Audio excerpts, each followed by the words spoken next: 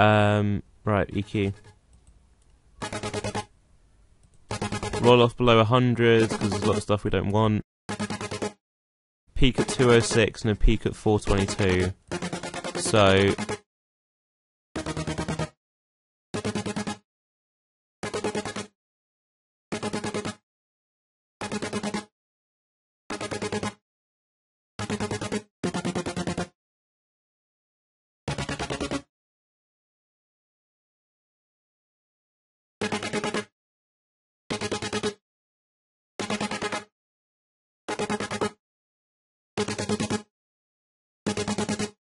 let's take a massive chunk out of the middle here because I want the melody to be the main focus, and this is going to take out a lot of the extra stuff we don't need.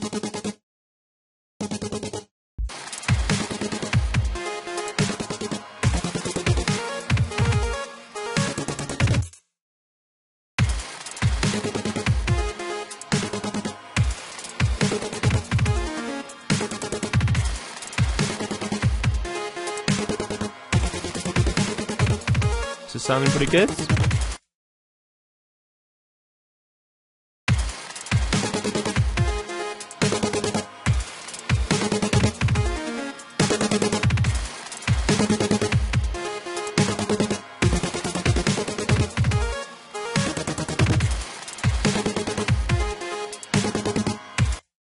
Right, nice and punchy and powerful.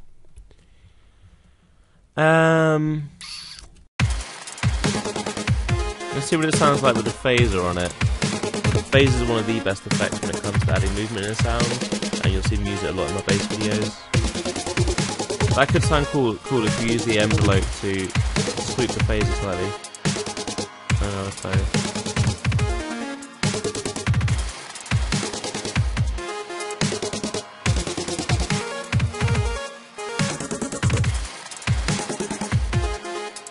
Sounds cool.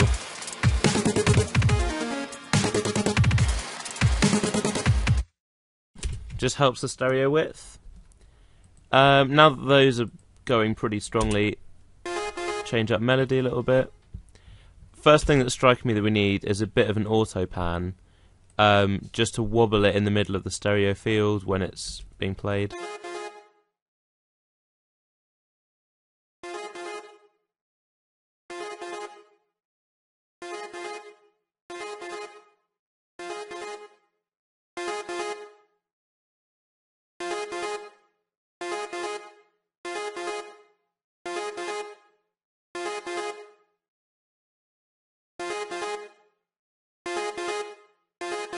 Just makes it seem less stationary.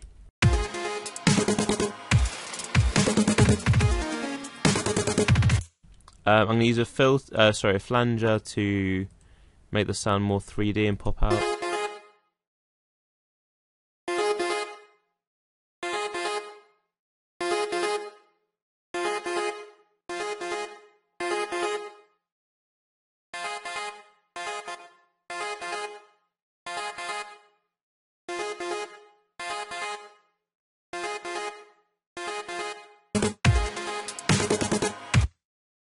Perfect. Compressor just to keep the solidness.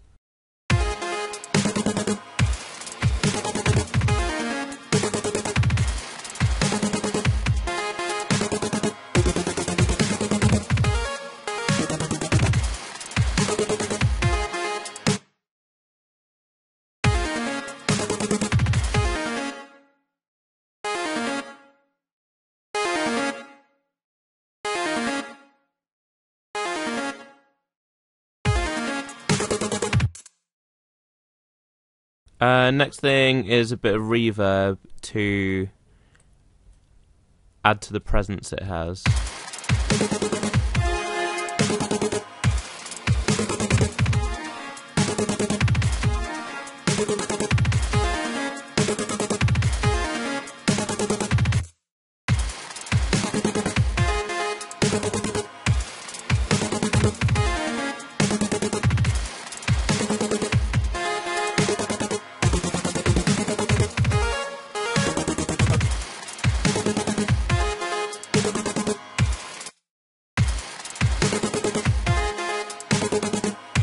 Right, let's mix them in slightly.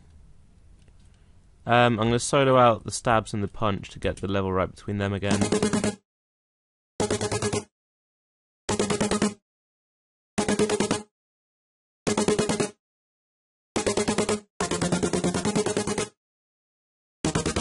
And get the melody right between against these two.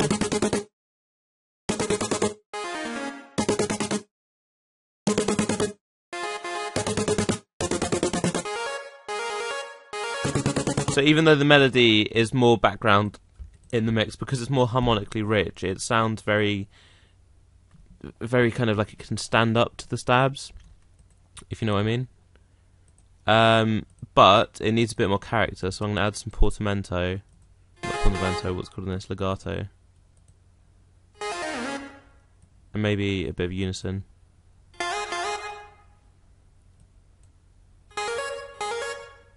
That sounds good?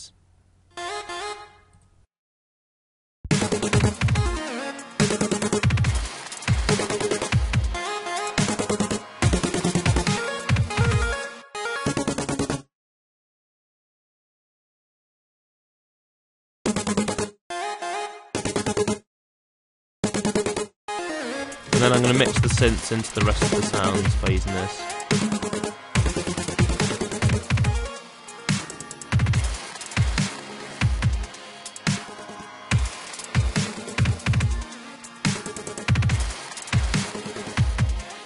So I think the melody needs to come off a bit.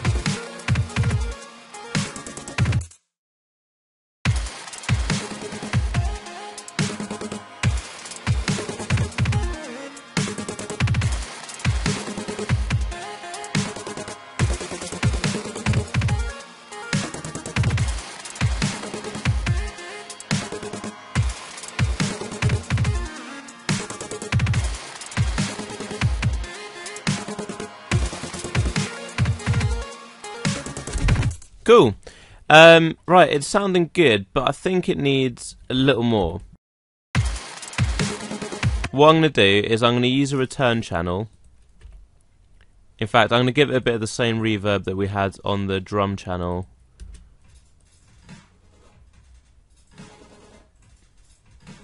But have the reverb of the drums sitting further back to the reverb of the stabs. So the way I'm going to make sure that happens is by soloing the return channel and keep, if you hear now, that's the reverb from the drums. So we're going to keep adding in the stabs until we can hear it just behind the drums.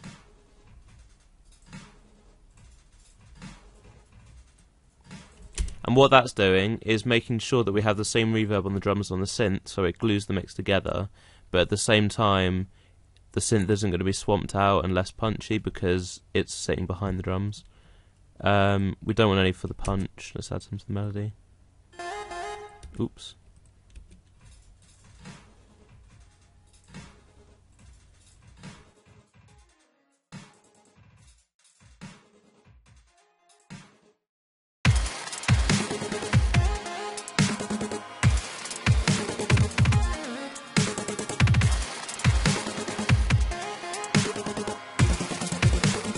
It just makes it glue together more.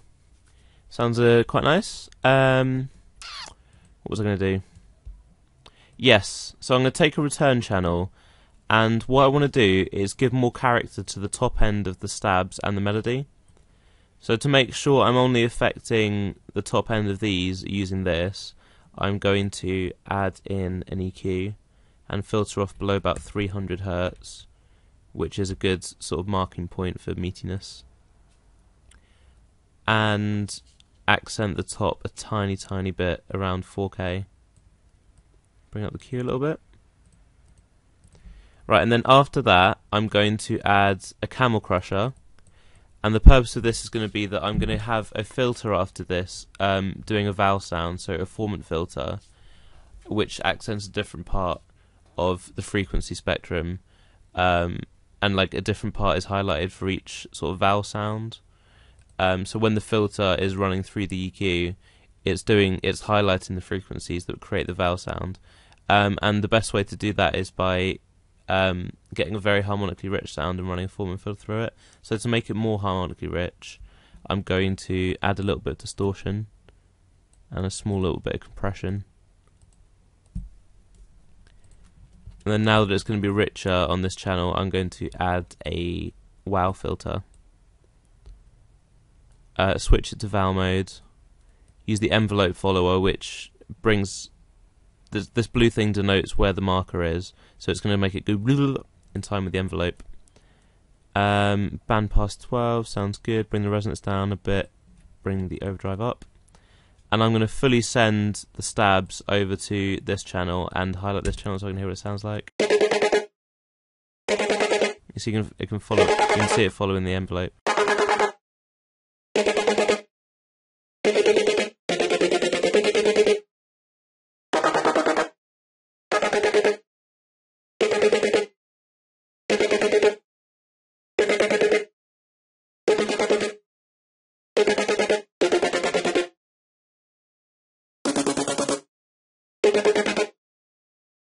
And I'm using LFO as well just to bring it around further.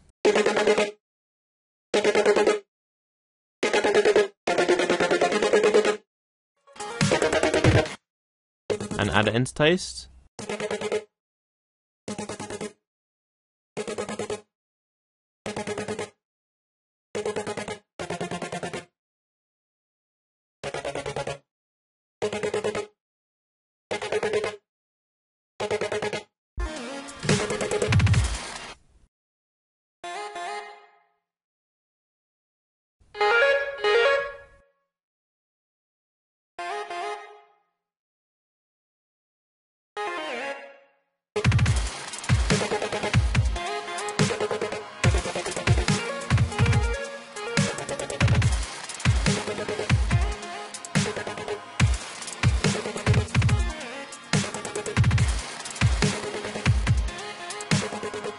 One thing I always find when adding in effects like this is that you can add it in without the rest of the sound there, but as soon as you add it in, the rest of the sound, it kind of throws it off balance a little bit. So it's better to add effects in the actual mix and hear what it sounds like over everything else.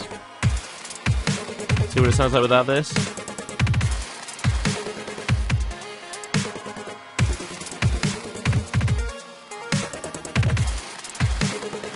So yeah, it's adding a bit more top end as well, which sounds good. I think that's about it. I feel it needs something else, but I don't know what.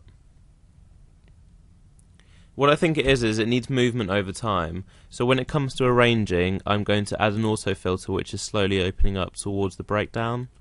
And I think that kind of complete it nicely.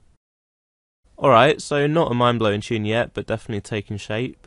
Join me in the next video where I'll show you how to create a build-up to the drop, and then I'll be spending a few videos on creating some crazy moving dubstep basses. So subscribe if you want to know when my new videos are out. Thank you very much.